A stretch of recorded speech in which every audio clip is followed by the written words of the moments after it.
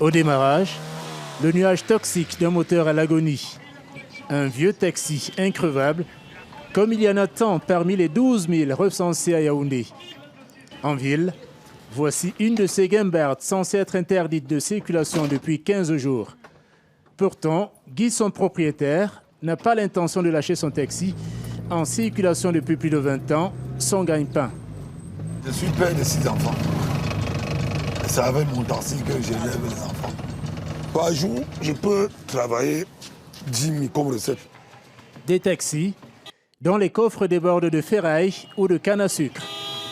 Des images peu glamour que les autorités de Yaoundé veulent bannir avant la Coupe d'Afrique des Nations féminines de novembre prochain.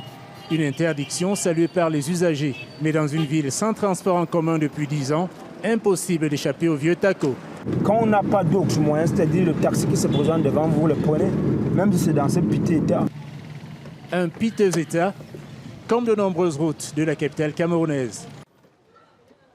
Pour Jonas Diman, syndicaliste, la priorité est ailleurs. À quoi bon rouler dans de beaux taxis sur des chaussées défoncées? Les routes de Yaoundé ne nous permettent pas de laver ne serait-ce nos véhicules. Parce que quand vous lavez vos véhicules, pour circuler dans la ville de Yaoundé, il faut la laver au moins 3 fois par jour. Et là, ça devient très pénible. Regardez l'état des routes. Là, c'est parce que depuis une semaine, il n'a pas plu. Que vous constatez que ici, là, parce que quand il pleut, ici, là, il y a inondation. On ne peut même pas circuler.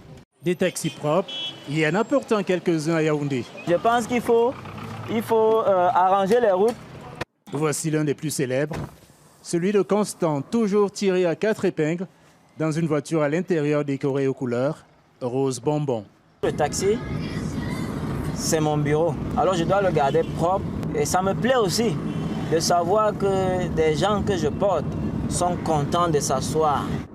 Constant, le chauffeur en uniforme dont rêve désormais Yaoundé.